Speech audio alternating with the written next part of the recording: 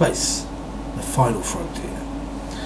Way back when I was doing or preparing for my 1 year anniversary video here on YouTube, I asked whether anyone had any suggestions, something to discuss, or I could do a talk on.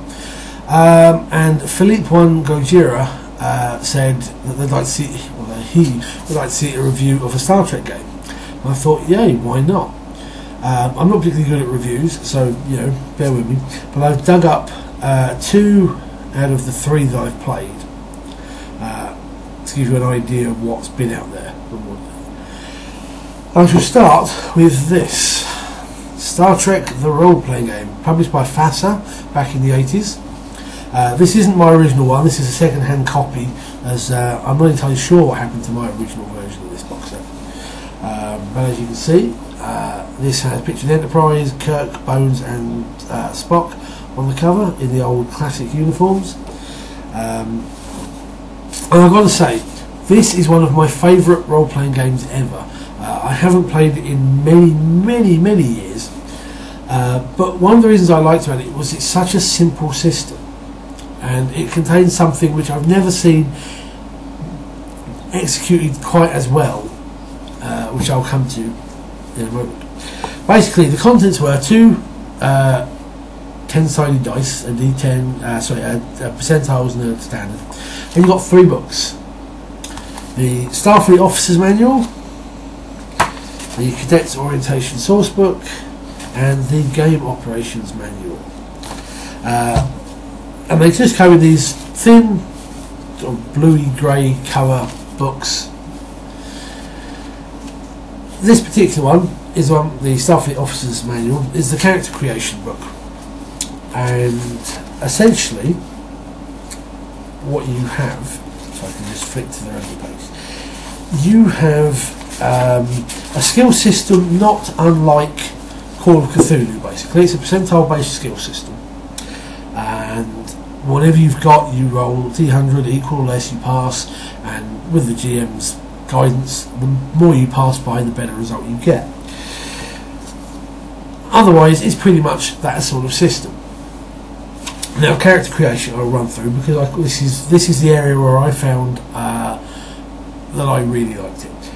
The game assumes that you will be playing the crew of a Starfleet vessel. They did do some books later on which allows you to play part of the Orion Syndicate, the Romulan Empire and the Klingon Empire. But the default was Starfleet. And you had 6 races: human, Andorian, Cation, Adoan, Tellarite and Vulcan. Some of the books later on also gave you a couple extra races, but races wasn't what the game was really focused on. It was more on the actual exploration and what have you. If you wanted to come up with something different, you worked with your GM. You've got your standard sort of statistics. You've got strength, your endurance, intelligence, dexterity, charisma, luck and psychic ability. And they were all a 3d10 plus a number. Humans with a default with a plus 40 to everything except psychic potential, which was a minus 30, so you only got a plus 10 to, had a minus 30 modifier, so you had a plus 10, and then the other races would be modified off of that as well. Then you picked your everyday skills, so the stuff that you or I and the other men and women in the street know. You had a set number of skills based on your intelligence that you would then spend on things like computer operation, languages, vehicle operation, that sort of thing. And then you went to the academy and you had to choose. Most people would go for the standard core curriculum, which gave you a set of skills at this value. If you were in engineering or science, you would take the science curriculum and again get another set of skills. And if you were going for officer training to be a first officer or a captain, you would take the officer training skills. And you would get a couple extra skill points to spend on skills that were more what you did in your downtime from your studies. So a lot of carousing and that sort of thing. You then did your branch school, so whatever character you were playing. So if you were a communications officer, medical, whatever, you had a specific set of skills you would then be taught at Starfleet Academy in your particular school. Then it would jump to cadet cruises. Now this is where we get the beginnings of it. because some of you who have seen some of my other vids will know that I am not a fan of point-buy systems. I don't like things where players just go, well, I'll have this, and I'll have this, and I'll have this, and I'll do this. No, I don't like that. You don't get a rounded character, you just get the best of the best, Volume 2. So what this did was, when you went to do your cadet cruise to prove that you know where you were going to go, it was random. So you had to roll with modifiers. It was a D100 roll with modifiers based on your luck, your intelligence, and the number of cadet cruises you may have done before, and it would tell you where Starfleet put you. So if you were really lucky, you were sailing to a Constitution class ship like the Enterprise and exploring the final frontier. If you did really badly, you were attached to the Merchant Marine Command, and or you might have done terraforming or planet or colonisation efforts.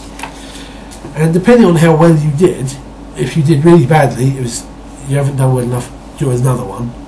And these cruises were like 6 months long, so you could be really, really unlucky and spend a couple of years possibly doing this. But most people would do 1 or 2 cadet cruises, and you either got promoted as an ensign, you promoted as an ensign with honours, or you did so well you got promoted to lieutenant junior grade. Then you got bonus points for where you were going, bonus skill points for department head or command. Then you did your tours of duty, because you basically said, right, I'm the captain, so I need to be of the captain's rank. And so with that in mind, you would get so many tours of duty that you had to do, and these would be a D5 years in length. And you again had to roll, modified by luck and whether you got honours from your cadet cruise. And again, you would be, whether you're exploring the final frontier on a large starship, you could be merchant marine again, colonisation efforts, military, what have you. And at the end of it, when you had reached your rank, you'd get a number of skills, points to spend on skills. But it does obviously mean that someone who's gone for captain, who's had to do at least 1, possibly 2 more tours of duty than anyone else, has slightly more skills. But to be fair, that's how it works in the real world. I don't have a problem with it here. And that's basically character creation. There's no special abilities, there's no feats. It was based on your skills, just like the Call of Cthulhu game and the basic roleplay system that Chaosium put out.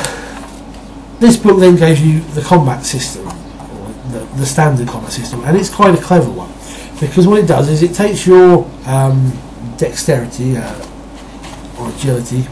Now I've started this, yes, your dexterity, and you divide it, and that's how many action points you get in a turn, and each action is an action point. So you might be standing there and a bunch of Klingons leap out. What do? So the tier would count from the top, because I think 16 is the top one, and until you got to a point where a player or an NPC had an action or had their action points, they would get to do something, and something simple like take a 5-foot step to the side would be 1 action point, and that player would drop their total down by 1. If they wanted to do something like change the setting on a phaser, that might take 2 actions. The action point total drops by 2. Someone else might decide they're going to do a flying tackle at the lead Klingon. That's 4 action points, because you've got to run across and grab and then probably stand up again.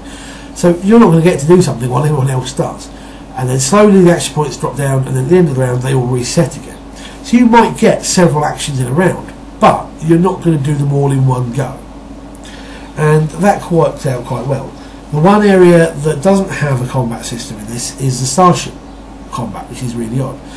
But they did do an absolutely awesome Starship Tactical Combat Simulator, which you could use. The only annoyance with that was it was one of these things where you had so much power to play with, and you had to put it to engines, to shields, to weapons, and it got a little confusing. We just kind of fudged it, to be fair. But the standard one-on-one or small, ground combat sort of system worked really, really well, and that's all that's in that book. The Cadet's Orientation Sourcebook is an in-character book, basically, and this one gave you what the various pieces of equipment are, what they do. It gave you an idea about the races. It's all black and white art, but it's all cool. it gave you what the various governments and a very, if you can see here, outdated map of the Federation. We now know this is completely wrong. Over here you've got the Klingon Empire in completely the wrong place, Romulan Empire, Gorn, Tholians, all completely wrong by what we now know as the official map. But at the time this kind of made sense, and at the time there were a lot of people who thought this was accurate, and this was, you know, what the Star Trek films and TV were based off of. And even I find it much more believable than some of the things that they've come up with to explain. But anyway, and it gave you the stats for the various original series personnel. And then the last book was basically the Games Master's book. It gave you the rules of slightly more detailed combat system. It gave you rules for randomly generating planets, alien life forms, alien creatures. It gave you some options with the character creation on the tables and so forth, map scales and so forth, but was generally the standard rules. And that was it. That's all you got. That's what you got to play with straight off the bat. No default scenario, nothing like that. A number of source books were released later on. You, as I said before, you had guides to the Orions, the Klingons, the Romulans. You got a host of scenarios, some of which were absolutely fantastic for their time. There was a very large book for the Federation. Gave you a few extra races, more planets, that sort of thing, which I still have somewhere. They did a book, or two books, where you could play Starfleet Intelligence instead, so you were undercover operatives. This is well before they had Section 31 in the fluff. And they did do one, possibly two books for Next Gen. I had the first one, which gave you like the Galaxy class and the crew of the Enterprise, and I believe they did a second season one, but I never saw it anywhere, and I've never seen it since.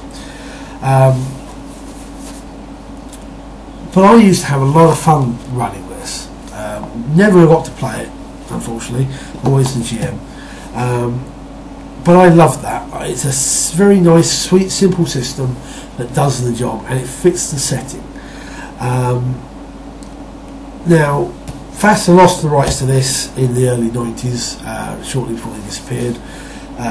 There was another game after that, I forget the name of it, but it was basically, I think, another sci-fi system that shoehorned in the Star Trek elements, and you were basically Starfleet Intelligence undercover again, but it was focused on that rather than exploration. Then a company called Last Unicorn Games got the Star Trek license a couple of years before they were bought up by Wizards of the Coast, and they did a Next Generation, a DS9 and an original series rulebook, based core mechanics, but slightly different based on their eras and where they were. I don't think they ended up with a Voyager one, although I think elements of that were spread around other books. That system was really clunky though. It was a nice idea, but just could never quite get our heads around it. And when Last Unicorn Games were all up by Wizards, they dropped it. But then I found out only about 3 years ago that Decipher, who used to do the original Star Trek collectible card game, had bought the license and released a series of books. And I ended up spending about a year hunting them down. And if you give me a moment, I will be back and I will tell you how that plays. So, I'm back. Decipher did the Star Trek role-playing game, which came in 5 books. You had the Player's Guide, which gave you all character creation and the basic rules. Narrator's Guide, which expanded on that a bit, gave you a few more ships, more alien races, loads more tables and charts. A Starfleet Operations Manual, really not worth the effort by the size of it. Starships Sourcebook, which covered everything from Federation through to Borg and Species 8472. And Aliens Battlegrounds, which is basically just loads and loads of alien races, all playable by the stats.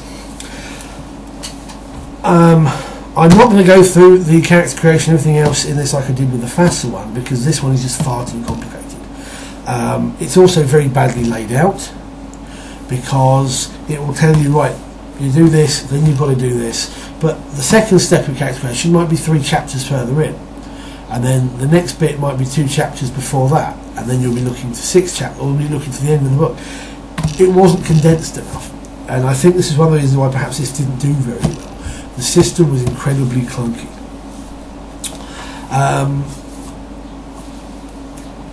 It also was built around options.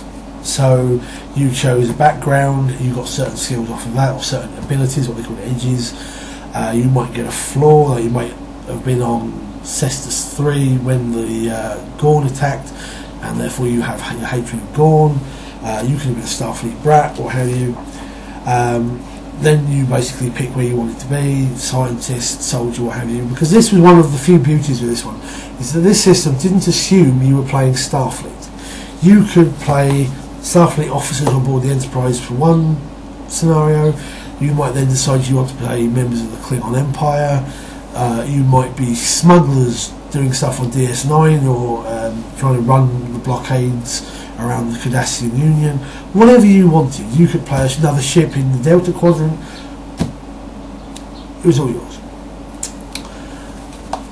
And it basically allowed you to do that with this points buy system by choosing profession blocks that gave you, pick 2 skills from here at this bonus, take 2 edges from here.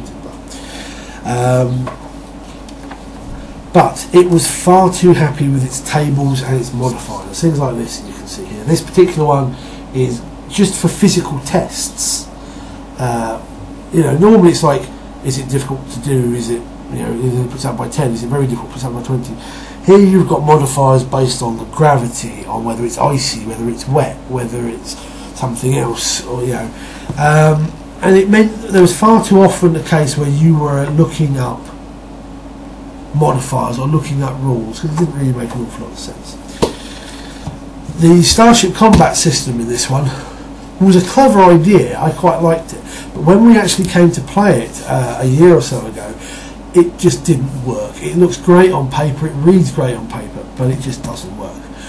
Essentially, you have your 2 ships, and they are classed as being so far away as determined by the GM, and it's in blocks of like point blank, close range, medium range, long range, and they've gone. And each turn you would get to do manoeuvres. So it might be the captain just goes close with the enemy, and you would move a step further, closer. You'd move a block closer, or if you're running away, you'd move a block further away. That sort of stuff, fine. But then you might have some of the complex shooting manoeuvres. You might try and do the Picard manoeuvres. You appear in 2 places at once. And on the next turn, if they try and shoot you, then they've got to pick the right target, sort of thing. And that requires you to have done certain other things beforehand. So you've got to have moved into a certain position. You've got to be at a certain distance, or whatever. And then, what if you had multiple opponents and they weren't all together? It got really confusing and not worth bothering with. The ships were also fairly terrible. Let me give you an example here. I mean, you're not going to be able to see this particularly well, but this, for example, is the page for the Excelsior class vessel. And let's see if I can just do this a little bit, but you probably won't see it very well. But it's all modifiers.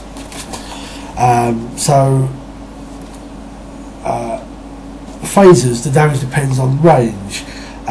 Torpedoes, again, deflectors are this. You've got a threshold at which point a deflector level drops. Then if you get damage going over, you have to roll on the table to see what happens. There might be a console explodes and throws a crewman across the bridge. All the stuff that we see in the show and the films and so forth. But it was just infuriating. Basically, the Decipher came up with what could have been a very good system. Unfortunately, they made it too clunky. and it's not something that flows very well in game. I found that we were always having to stop to look up rules because we weren't even confident enough to turn around and go, well, let's do this because it makes more sense without having to look it up. Now, at the moment, there are no Star Trek RPGs that I am aware of, and if I was going to run one now, I don't know what I'd do. I might go back to that original FASA one that I showed you. I might try and jury rig this one. I'm not 100%. Suffice to say, we did one session of this. We wanted to do a campaign, and unfortunately, one session just I lost all interest, and I think the guys did too. I'm sure they'd like to do another Star Trek game, but so I think the Star Trek RPGs are a bit hit and miss. Some, if you do it simple, I think they work. If you try and go more complicated, a more robust system, it tends to break down. One of the other problems we always had with Star Trek RPGs, though, was you can't get away with, I won't say you can't get away with murder, but whenever you had something like a murder mystery or a theft or something like that, some bright spark would always turn around and go, well, this is what they do in the show. I take my tricorder, I scan for DNA. Okay, there's lots of DNA and so forth. Do we have potential suspects? Yes, these 3 people. Right, DNA off of them. Do any of the match? Yes, right. That, you know, and it didn't. It kind of spoils things a little bit. You have to be a little bit more. Not quite sure the word. You've got to be a little bit more strict in an RPG than they have being a writer for a show and what you can allow characters to get away with in the Star Trek RPG. So I look forward to the time when someone does a new one.